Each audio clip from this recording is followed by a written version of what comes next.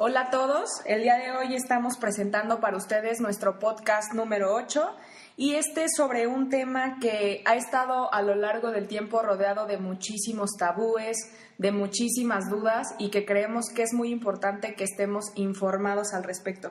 Y bueno, este tema es la sexualidad. Sean bienvenidos.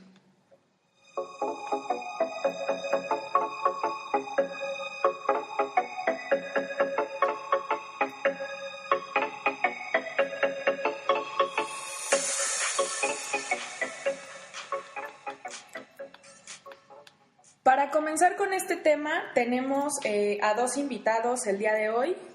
La primera invitada es la doctora Elsa Escamilla.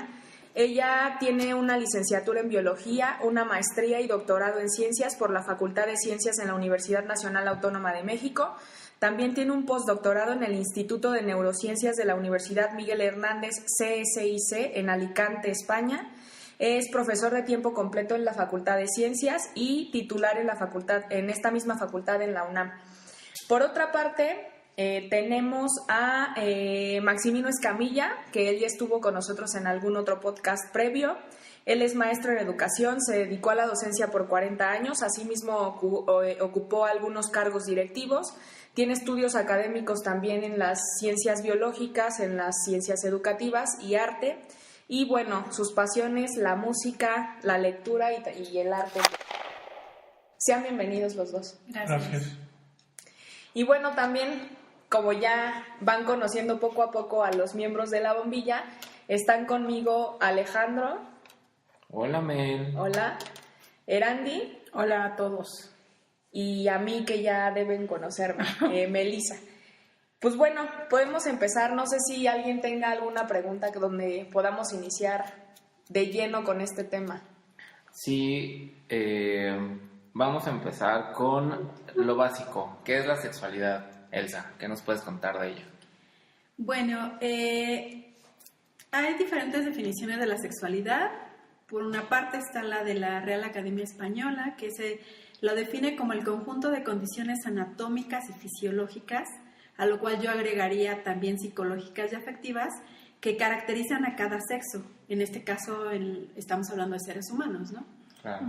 También tenemos la definición de la Organización Mundial de la Salud, que la define como un aspecto del ser humano que abarca el sexo, la identidad, el papel de género, el erotismo, el placer, la intimidad, la reproducción y la orientación sexual.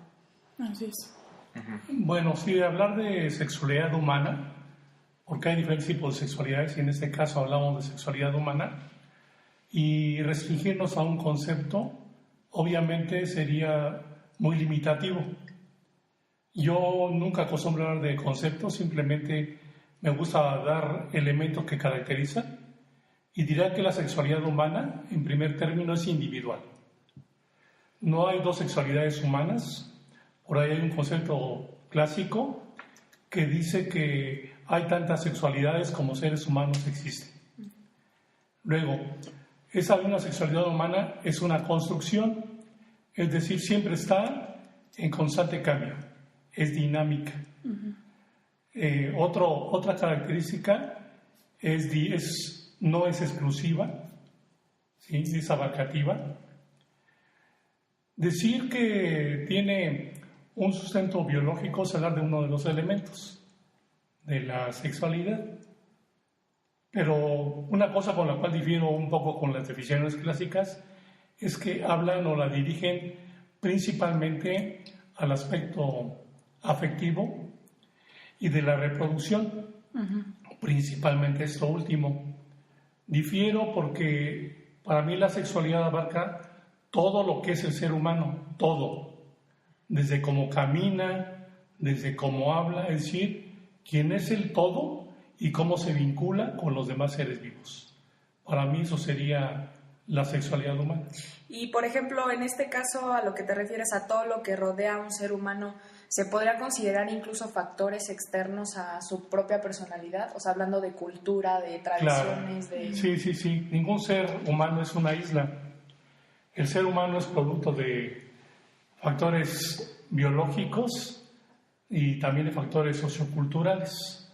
Esta mezcla va a dar como resultado, obviamente también por factores de determinación personal, va a dar producto a esa llamada sexualidad. Muy bien. Sí. Pero tengo una duda, Elsa. A ver, explícame ahora, cuéntame. ¿La sexualidad va vinculada a una persona en general o es solamente un género? ¿O hay diferentes variantes? Bueno, para poder seguir hablando de sexualidad, creo que en este sentido de tu pregunta tendríamos que hablar o definir qué es sexo, ¿no? En este caso, el sexo serían las diferencias biológicas en un individuo de la misma especie que hacen la distinción entre hembra y macho. Sí. Ajá. Erróneamente, muchas veces nosotros nos referimos al sexo como hombres y mujeres o femenino y masculino, pero realmente el sexo como tal, desde el punto de vista biológico, es hembra o macho. No. Así en todos los seres vivos, en los animales, nosotros podemos decir, tenemos un insecto, un reptil, un ave, un mamífero, lo que sea, es hembra o macho, no decimos es femenino o masculino, no decimos es hombre o mujer, ¿no? Claro. Para empezar, tenemos que tomar en cuenta que la sexualidad no es exclusiva al 100% del humano.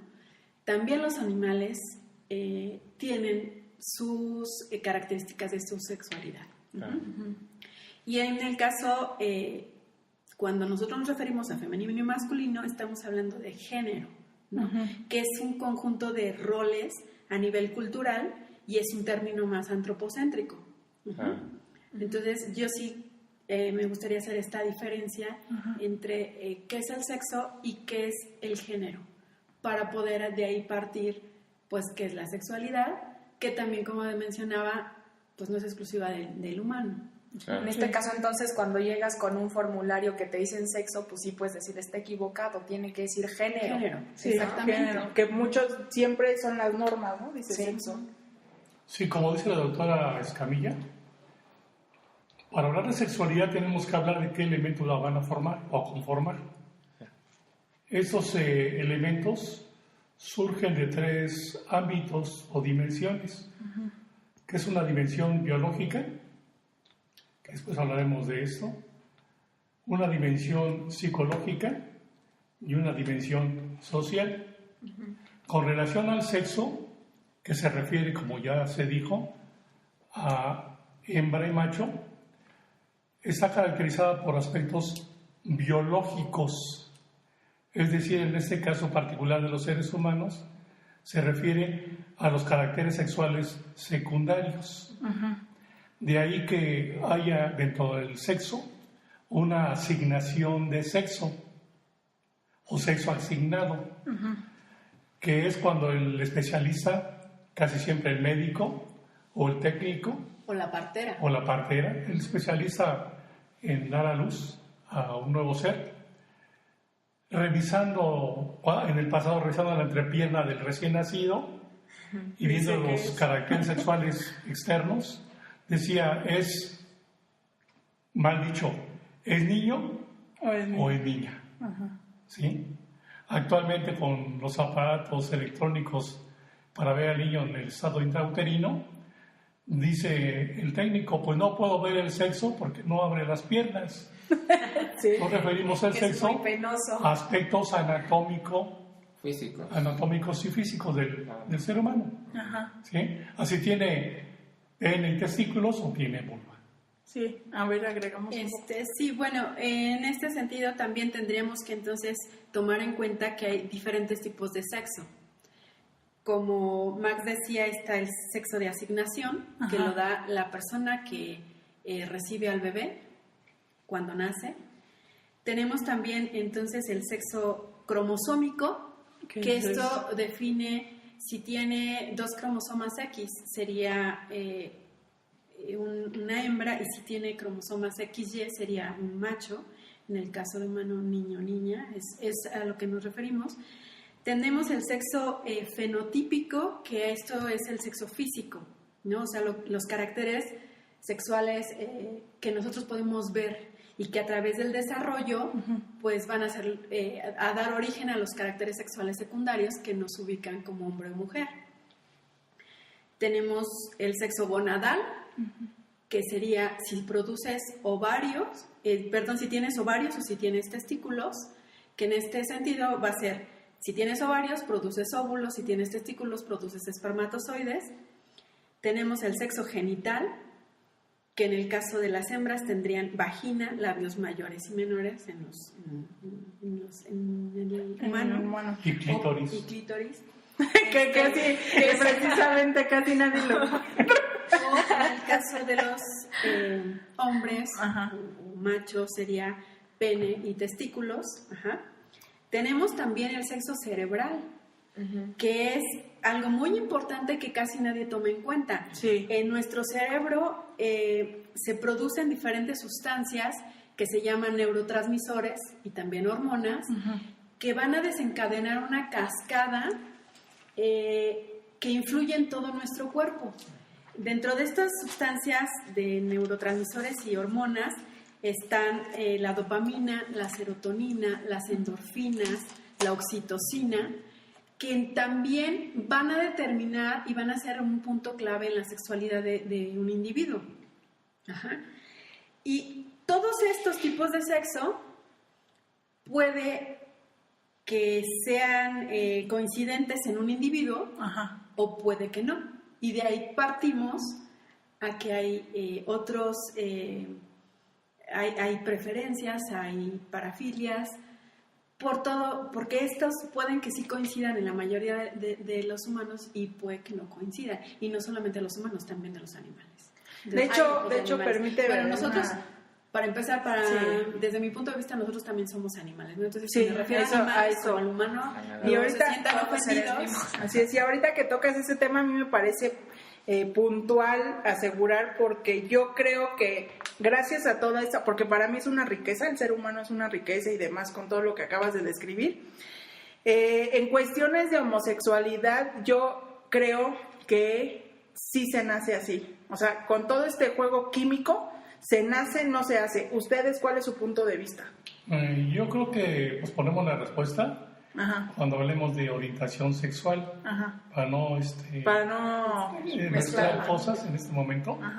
Yo nada más hago una acotación al margen sobre este sexo, que requiere el sexo se refiere al ámbito o a la dimensión biológica del ser humano, y hago una acotación que también hay factores culturales involucrados en ese sexo.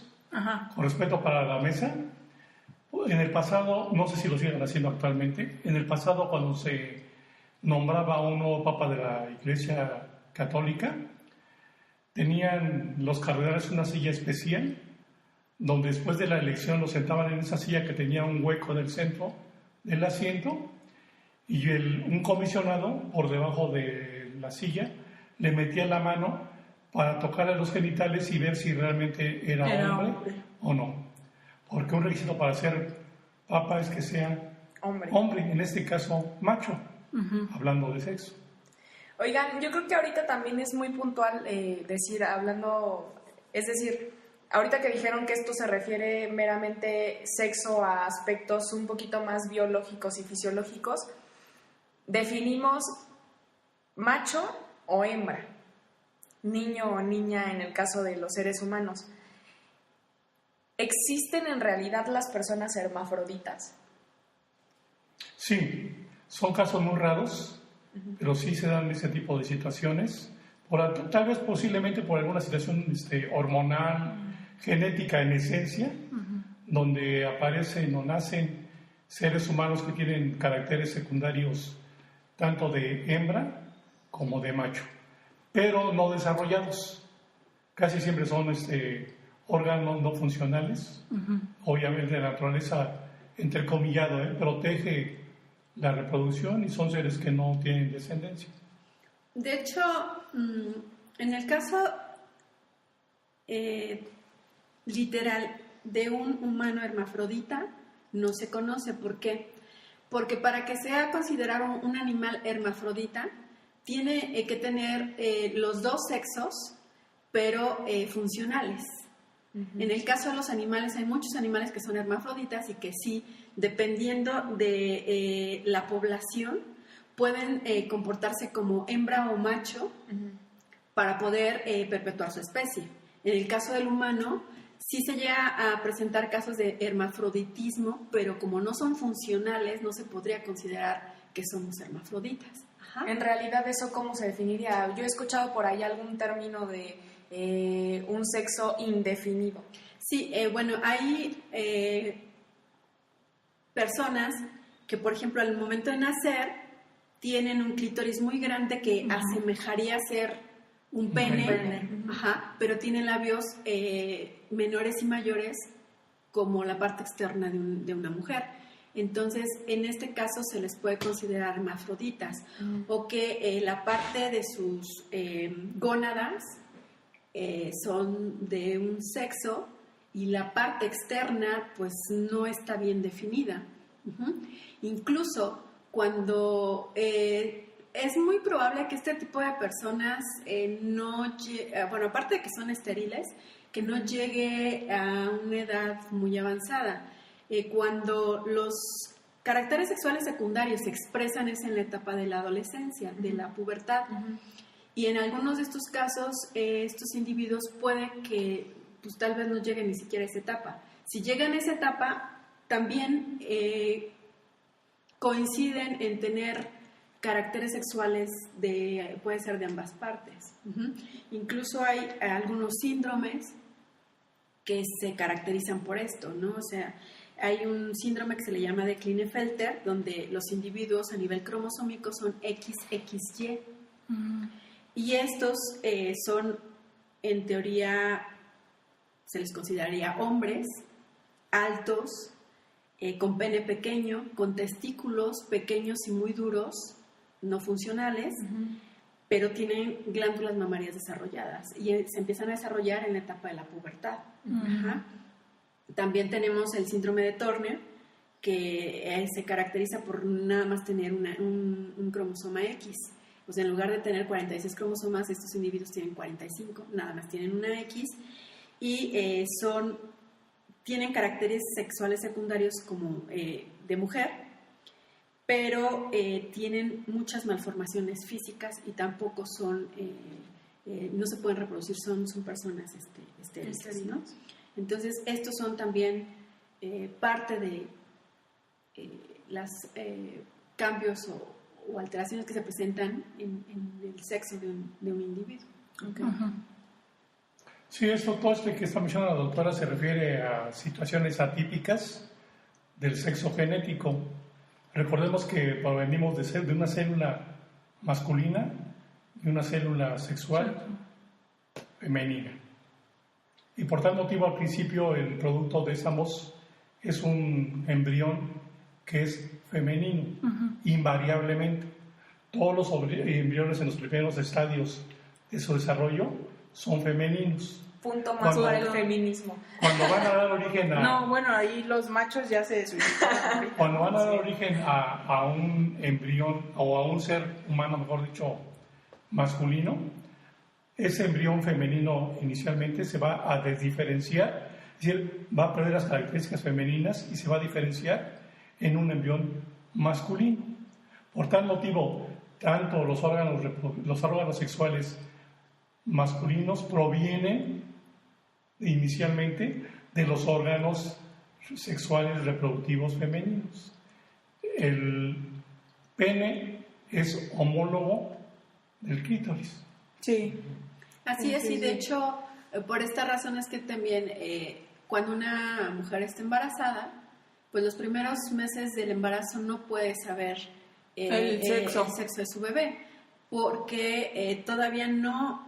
Sí hay un sexo cromosómico, porque ya está definido si es XX o XY, pero todavía no está definida la parte de sexo físico o del sexo gonadal o genital, que el sexo genital es lo que realmente se ve en un ultrasonido, y esto se puede ya observar hasta que ya no es embrión, cuando ya pasa a ser un feto, posterior a los 3 meses de embarazo.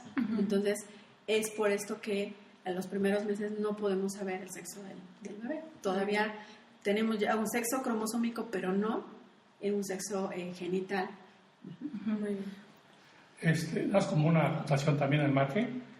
Me acuerdo que cuando estaba en la Facultad de Ciencias de la UNAM, en una de las prácticas consistió en hacer un raspado a nivel bucal para hacer un frotis, y después con una técnica especial se teñía este raspado, y se teñían unas cosas que llaman corpúsculos de Barr, y contabilizando la cantidad o el porcentaje que tenemos de corpúsculos de Barr, podíamos decir si genéticamente éramos hembras o machos. Entonces había gente que decía, soy macho, y sin embargo el sexo genético indicaba que es hembra.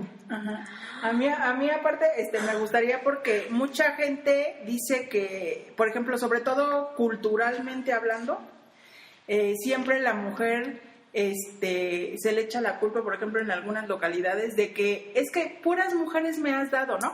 Y a mí me encantaría mucho que dijeran, porque efectivamente, usted ahorita lo van a explicar ustedes, pero el hombre es el que decide el sexo, ¿no? Sí, en el caso de una fecundación, en especie humana, los machos, o sea, en este caso los hombres, son los que definen el sexo del bebé.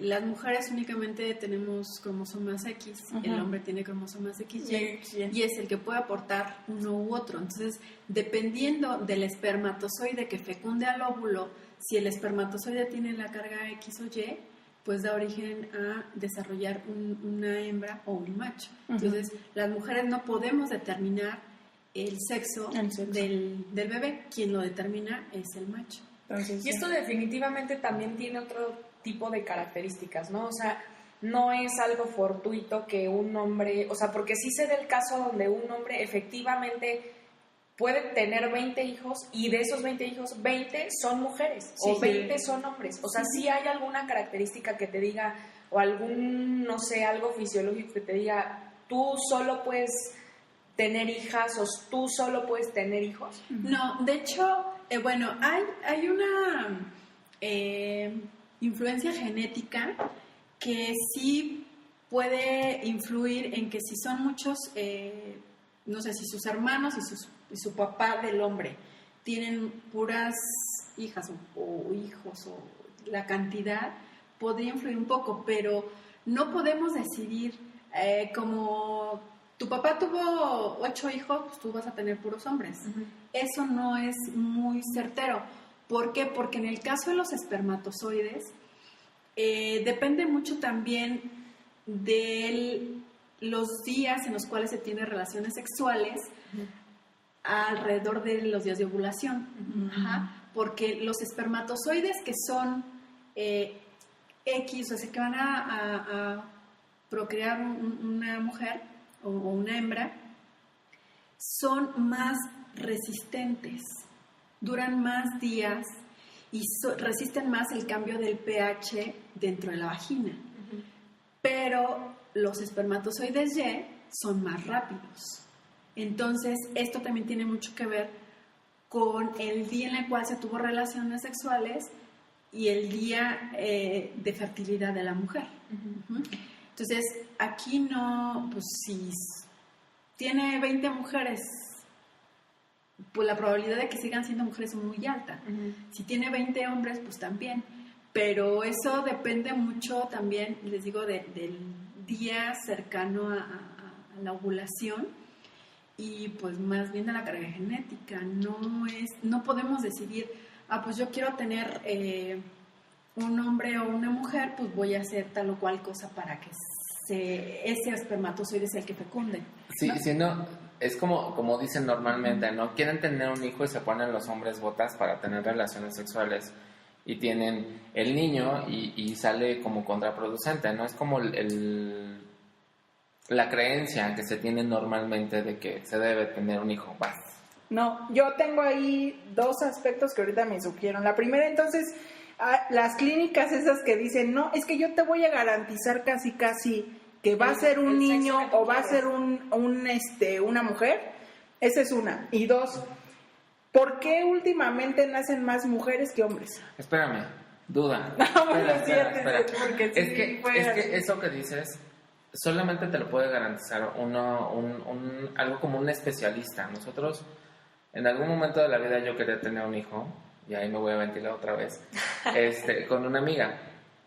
Entonces esto era solamente entre nosotros y fuimos a una clínica de fertilidad y nos aseguraron así, Sí, puntual, si tú pagas esta cantidad, bueno, el tratamiento es de esto, te cuesta esto.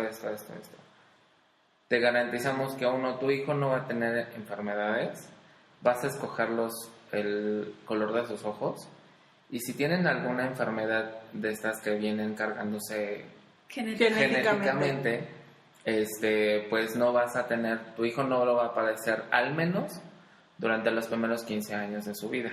Eso así nos lo garantizaron, ¿no? Obviamente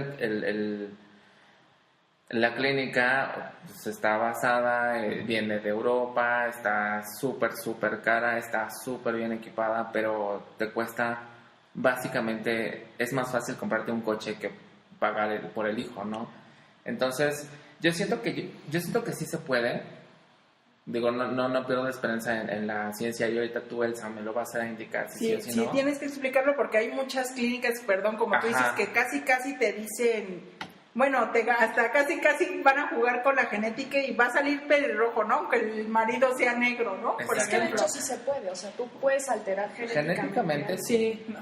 Bueno, tú puedes jugar genéticamente y alterar, pero no somos dioses, ¿no? Claro. Entonces, te pueden dar una probabilidad de cómo puede o qué características puede tener tu bebé, pero no asegurarte al 100%, porque a nivel genético también hay un porcentaje de probabilidad de que salga o no salga. Si tú eliges a una mamá con ojos claros y tú tienes ojos oscuros, pues hay una probabilidad, pero no te pueden asegurar el 100% de que tu hijo va a nacer con ojos claros. Así como si es pelirrojo, o si es moreno, si es alto, si es chaparro. O sea, va a haber probabilidades, pero no te pueden decir al 100% te aseguro que este niño va a ser así. Sí hay un juego genético, sí hay manipulación genética, pero también esa manipulación tú no sabes a la larga sí va a traer consecuencias en un ¿cuál bebé. Es el efecto colateral? Exactamente. Sí, porque estás alterando la naturaleza también, genética, ¿no? Genética. De entrada, nosotros estamos expuestos a un ambiente y ese ambiente nos provoca mutaciones, nos provoca cambios sin que nosotros hagamos modificaciones. Ahora, si tú le metes más modificaciones, pues no sabemos a la larga qué efectos pueda tener en un niño. Esto te lo están garantizando ahorita. En 20 o 50 años, quién sabe esa persona cómo vaya a reaccionar. O si sea, a lo mejor te lo garantizan y sale como te dicen, pero a lo mejor no es un individuo que pueda ser fértil y que se pueda reproducir. ¿Quién sabe? Bueno, yo considero, y así lo subrayo, yo considero de que estamos abordando algunos aspectos bajo la óptica científica. Es decir, bajo elementos que se pueden demostrar. Yo lo que podría decir, ya lo dijo la doctora, con respecto a los espermatozoides que van a dar origen a una hembra, son más resistentes que los que dan origen a un macho. Y en consecuencia, ahí hay más probabilidad de que haya más hembras. Por eso respondiendo a tu pregunta. Sí, respondiendo ahí. Ahora, respondiendo a que sean niños, machos o hembras. Me resulta muy difícil hablar de machos y hembras, ya que la literatura de la sexualidad habla sobre hombres y mujeres, aunque debe ser machos y hembras, como ya hayamos dicho. Decía, en ese sentido, la espermiogénesis y el proceso que va a dar origen a las células reproductoras, invariablemente, en el caso de los espermatogonios, las células primigenias que van a formar a los espermatozoides, invariablemente el 50% van a ser células que pueden originar machos, el 50% células que pueden originar hembras. De estos 50% machos son lábiles, más la de los machos que la de las hembras, y en consecuencia hay esa mayor probabilidad, ¿no? Es difícil. Actualmente podemos decir solamente, y estamos hablando de sexualidad humana, que en el reino animal, tan amplio y tan variado, y hay muchísimas cosas que desconocemos. Hay algunos organismos que dependiendo de la temperatura, el mismo huevo, dependiendo de la temperatura, puede dar origen a una hembra o a un macho. Sí. Es que la naturaleza es tan, o sea, es tan vasta y tan que yo creo que pueden pasar 1000 años y sin terminar o sacar conclusiones en estos temas, ¿no? Sí, siguiendo así. Mira, inicialmente la doctora nos hablaba del género.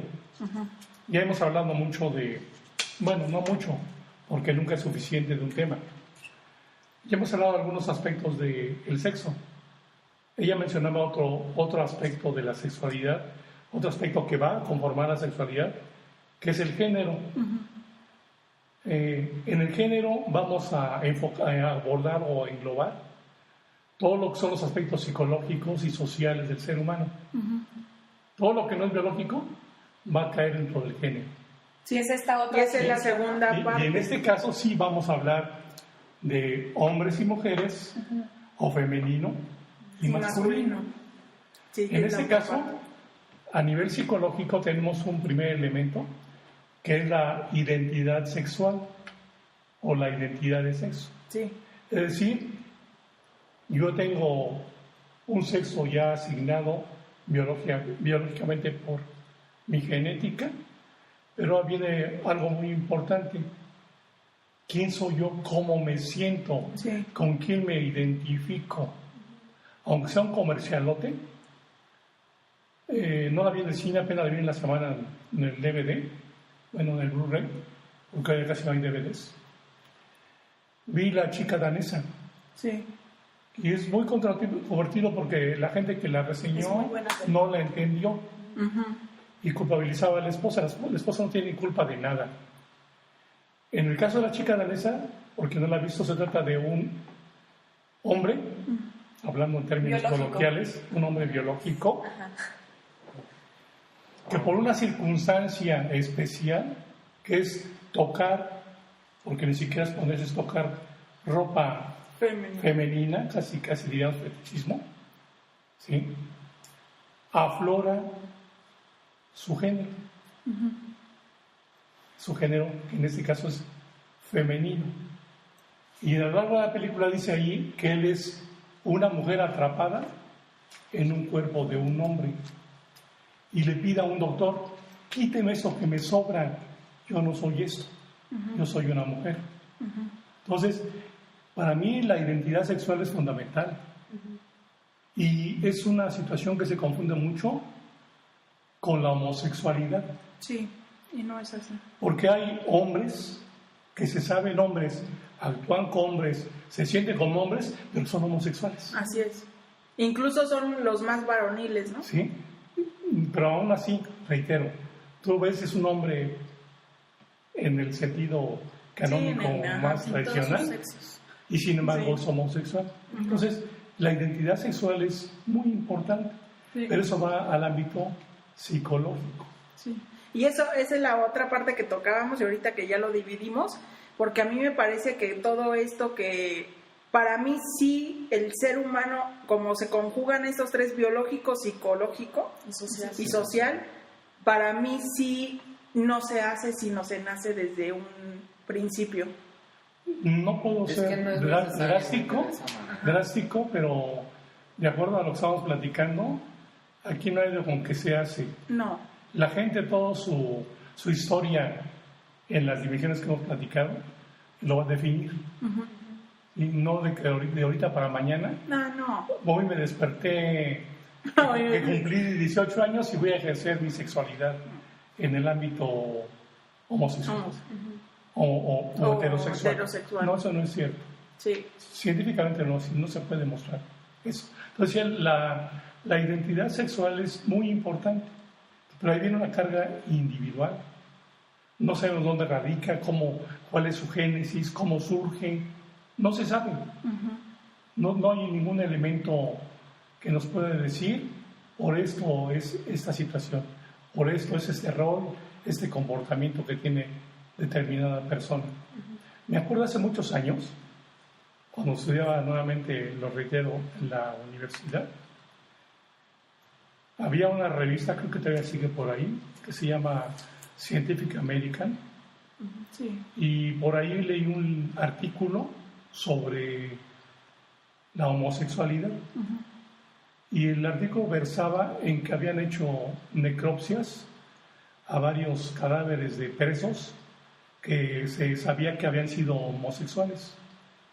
Y les hacían un estudio a nivel de la base del cráneo, ahí por la silla turca, para encontrar unos organelos, unos órganos que tenían como iniciales SINAG con H al final, que eran los corpúsculos intersticiales del hipotálamo anterior. Y decían que dependiendo del tamaño de esos corpúsculos, iba a definirse la orientación sexual del ser humano. Yo creo que es buscarle tres pies al gato, ¿no? Cuando en realidad... O sea, hay cosas que no requieren explicarse, simplemente es un ser humano que se está expresando de determinada manera y en ese no hay que valorar. Exactamente. Mientras no perjudiques a nadie ni a ti mismo, Exacto. adelante. Elsa, ¿algún otro apunte?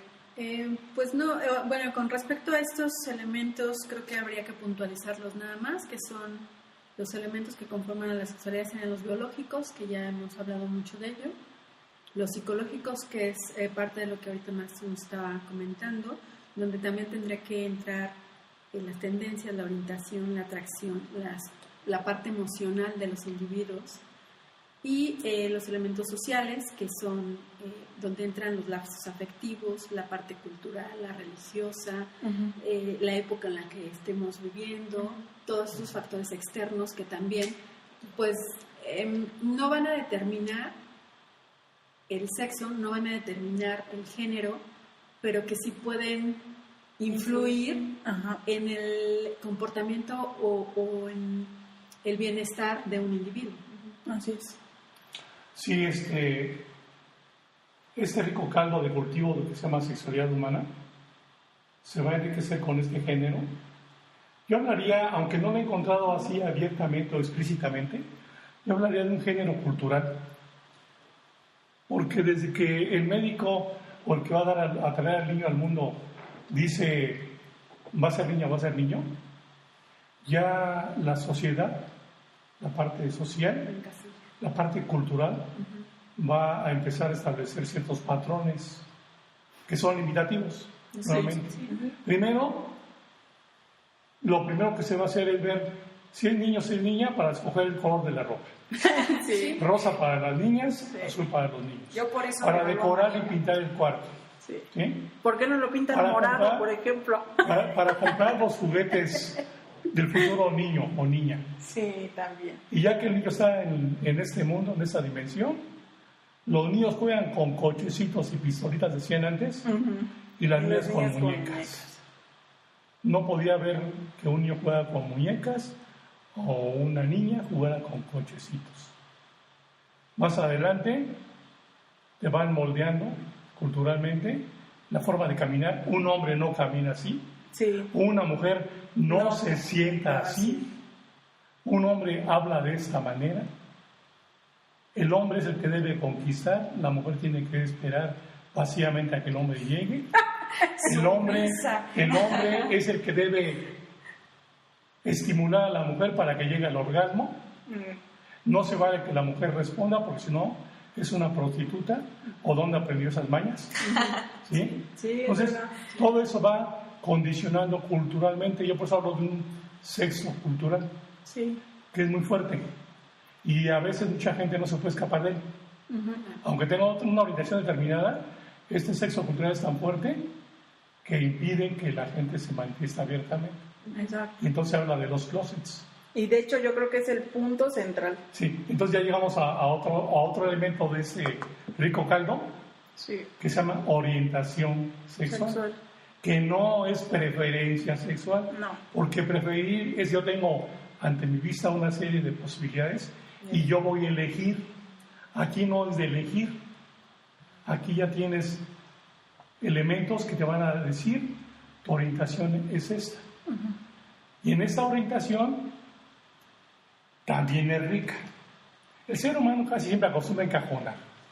Sí. Porque si no te encajona, nos da miedo. Si te sales del cajoncito, nos da miedo porque me cambian mis valores, mi escala de valores, y en consecuencia te encajona. Y tradicionalmente, la orientación sexual nada más son 3 cajoncitos. O eres heterosexual, o eres homosexual, o eres, como decían antes, bisexual. Ahora por ahí hablan de heteroflexible. Que no es un término científico, la verdad es por eso algo dije, que ahora hablan de, aunque a nivel de libros hablan de bisexualidad, hay autores que no la reconocen y dicen que eso no existe. O eres heterosexual, o eres homosexual. Por eso, uno de los principales iniciadores del estudio de la sexualidad humana, que fue Alfred Kinsey, norteamericano, allá por los años 40 y 50, estableció hasta una escala para medir la orientación sexual del ser humano, dándole 0 a la heterosexualidad total y un valor de 6 a la homosexualidad total. A ver, y ahí ubicaba a los seres humanos, porque se dedicó a estudiar mucho a la sociedad y estableció el perfil sexual del norteamericano de esos años 40, 50. Para que no se quede dudas con nuestra audiencia, ¿por qué no describir estos 3, el heterosexual, homosexual y el bisexual, para que la gente que no sepa lo... Antes de decirle la palabra a la doctora, yo diría que la orientación sexual es hacia dónde diriges tu impulso sexual, tus deseos sexuales, sobre quién los vas a vertir. Cuando los viertes hacia alguien de tu mismo sexo, hablamos de que es una orientación homosexual. Cuando los viertes hacia alguien del sexo contrario, entrecomillado, sería una condición heterosexual. Y cuando agarras parejo, entonces no te importa si es hombre o mujer, hablamos de una condición bisexual. Muy bien. Sí, completamente de acuerdo. Lo que yo quería retomar de lo que comentaba Max era que en todo esto es muy notorio el papel de género, ¿no? El rol que juega el género, que es lo que él está haciendo, ¿no? No podemos decir que vamos a vestir de azul a una niña o de rosa a un niño, porque es un papel de género que se está jugando a nivel de la sociedad, independientemente del sexo cromosómico, del sexo genético, del sexo genital. Tenemos, como sociedad, tendemos a encajonar y a dar perfiles y a decir, esto tiene que ser así, etiquetar, cuando puede haber una gama. Es como en algún momento yo le comentaba a una persona, no porque soy mujer me tiene que gustar el rosa y no porque tú eres hombre te tiene que gustar el azul. A mí me encanta el morado y entonces, ¿qué soy? ¿No? Porque a mí no me gusta el rosa ni el rosa ni el azul. Entonces, así como a mí me gusta un color, a ti te gusta otro, a él le gusta otro, pues en el caso de la orientación también, o sea, no es... yo me hice así o yo quiero atender a esto. No, eso no se puede. No se puede. Sí, así es. Lo más lamentable es que hasta hace muy poco este tipo de situaciones se consideran enfermedades. Sí. A nivel de... Más o menos, ¿cuándo se dejó de mencionar que era una enfermedad? En 1990. Lo puse en el artículo. Digo, realmente es poco tiempo. Sí. 20 y tantos años de nada para la historia de la humanidad, pero sí ha creado una serie de situaciones muy drásticas para muchos seres humanos. Sí. Seres humanos que han sido asesinados, vejados, que han vivido toda su vida sobajados, ocultos. Bueno, con respecto a tu pregunta, yo tengo la cita de que en 1973 el Manual de Diagnóstico y Estadístico de Trastornos Mentales rectificó que el ser homosexual o bisexual no era una enfermedad, porque no le das un medicamento ni un tratamiento para que se cure. Para que no. Entonces, en 1973 se rectificó esto del Manual de Trastornos Mentales. Pero espérame, solamente ahí fue cuando se sacó de los trastornos mentales. Sí. Sin embargo, para la OMS, en 1990 se ratifica que 1, no es una enfermedad mental, 2, no es una enfermedad, vaya, no es una condición. No es una patología. Exactamente, y se deja al término homosexual como simplemente orientación y o preferencia sexual. Exactamente. Tampoco se puede hablar de solamente una preferencia o una sola orientación. O sea, no concuerdo con Max porque dice que solamente es una orientación. No es una orientación. O sea, yo puedo ponerme lo que yo quiera y yo sigo siendo yo. Lo que me define en la cama, eso es lo que todo el mundo dice, ¿no? Lo que creo que a todo el mundo debería de valer de cacahuate. Sin embargo, seguimos encasillando a la gente. Seguimos siendo como, es que déjalo, míralo, está con puros hombres, ha de ser homosexual. Y si así fuera, ¿qué, no? So what? Exactamente, ¿no? Entonces, no es correcto decir preferencia sexual, ni tampoco es correcto decir orientación sexual. Simplemente es una persona de gustos diferentes, el cual no cumple con mi expectativa. ¿Y cuál es parte de tu sexualidad? Es de una sociedad, ¿cómo te dice? Sí, mira, Para la réplica. he reiterado yo varias ocasiones que la sociedad encajona. Y cuando hablamos de este tipo de temas, obviamente tenemos que caer en esos encajonamientos. Sí. Porque para nivel de divulgación tenemos que tener elementos de comunicación iguales. Reitero que cuando dije de la orientación sexual, yo me refería al impulso sexual, es decir, mis deseos sexuales sobre quién voy a volcarlos. Sí. A ese nivel, no importa género de morado, de rosa, de eso no me importa, sino simplemente mis afectos a nivel eróticos, subrayo para erótico, porque implica cerebro, sobre con quién los voy a realizar a nivel erotismo. Ajá. Eso es lo que se maneja como esa dimensión que se llama orientación sexual. Exacto. Ahora, solamente quiero acotar esto, es lo que hace un segundo estábamos platicando.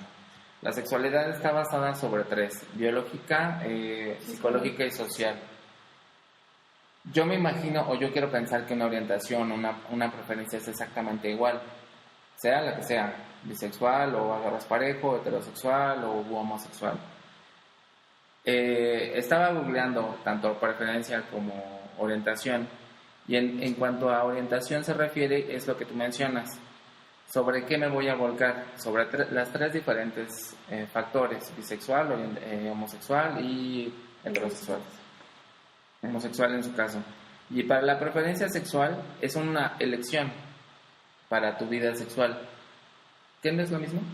No, porque la elección es cuando yo tengo la capacidad de decir, tomo eso o tomo lo otro. Y aquí no vas a decidirlo, ya lo tienes asignado genéticamente, hormonalmente, ya está asignado. No puedes cambiarlo. No, sí, por eso. O sea, por ejemplo, pongo mi ejemplo, lo pongo en mí. Yo soy homosexual, yo me acepto homosexual. Bajo bajo los hechos que tenemos googleando donde quieras o buscándolo, lo defines como preferencia u orientación. Según esto, preferencia es grado de elección que determina la vida sexual de una persona. Elección. Orientación. Patrón de atracción sexual, erótica, emocional o amorosa determinado a un grupo de personas definidas por su sexo. Pero no es lo mismo porque, por ejemplo, tú te defines como homosexual, Sí. pero hay mucha gente que se define, dice, yo soy homosexual, pero ante esta círculo, sociedad, no. este estrés, esto, yo elijo casarme Con una mujer. Es que justo eso, o sea, no vamos ligados. Esa es la parte social. No, o sea, ajá. sí, Pero claro, la parte no social lo y puedes cultural. Pero cuando estábamos inicialmente hablando de sexualidad, decíamos que caracterizaba a una persona. Ajá. Y por eso mencionaba yo que había tantas sexualidades como seres humanos. Yo puedo ser, como tú dices, homosexual, pero dar una cara diferente, que no es la mía. Es una cara que estoy asumiendo de acuerdo a la sociedad, de acuerdo al interés que tengo, A lo que me de acuerdo a lo convenga. que me conviene, Entonces, de acuerdo a mi situación laboral. a muchas situaciones que no son las que nacen de ti, Entonces ahí sino son las que te convienen. estaríamos Y hablando esa es la delimitación. La línea es una línea muy delgada, perdón, pero sí es delimitar. estaríamos hablando de ejercer, en este caso, tu orientación, pero no tu preferencia sexual. Así es. Sí. Cuando tú tienes la orientación, pero a lo mejor en este caso no sales del closet o no, bla, bla, bla, ejerces la orientación, pero no tu preferencia. A eso se refiere. Y tan es así que hay muchas que por ejemplo gente se casa y después resulta que Sí, de hecho hay personas que a los 70 años deciden, yo ya tengo hijos, tengo nietos, exacto. pero soy homosexual. Sí. Pero yo, bueno, insisto, yo no creo que sea como tan cuadrado, ¿saben? O sea, yo siento que es como de, en este momento de mi vida, no sé, se me ocurre, ¿no? A los 40 años, hace 40 años la homosexualidad era como mal visto. Y muchos de los hombres, heterosexuales, no, sí, por eso, pero ya estamos como un poco más Sí, más por lo menos ya abiertos podemos para, hablar ¿no? de eso. Justo, ya hay como Ya son más temas información. Claro. Entonces, hace 40 años, igual si te hubieras casado y hubieras tenido tus 20 hijos, estaba súper bien visto. Pero ahora las sociedades, al menos la sociedad mexicana, no te puedes o no casarte, puedes o no tener hijos, pero ya no tienes la forma de pensar de hace 40 años. Claro, por eso cuando yo definía la parte de qué sexualidad, mencioné lo de la época. Exacto. Porque también es importante de qué año estamos hablando, de qué sociedad estamos hablando, de qué cultura, de qué religión. O sea, son muchos factores los que están influyendo en esto. Sí. Sí, la sexualidad es cultural. O sea, cuando habla de identidad cultural, decía que para mí es el elemento principal. Uh-huh. Tanto es así de que ahorita recordaba de la preferencia sexual que tú manejas. Hay un libro de la época romana que se llama Satiricón. Lo escribió Petronio. Y en este libro Petronio narra las aventuras, las peripecias, las correrías de dos jóvenes en la época de decadencia del Imperio Romano. Y casi todos con relación a el ejercicio de la sexualidad.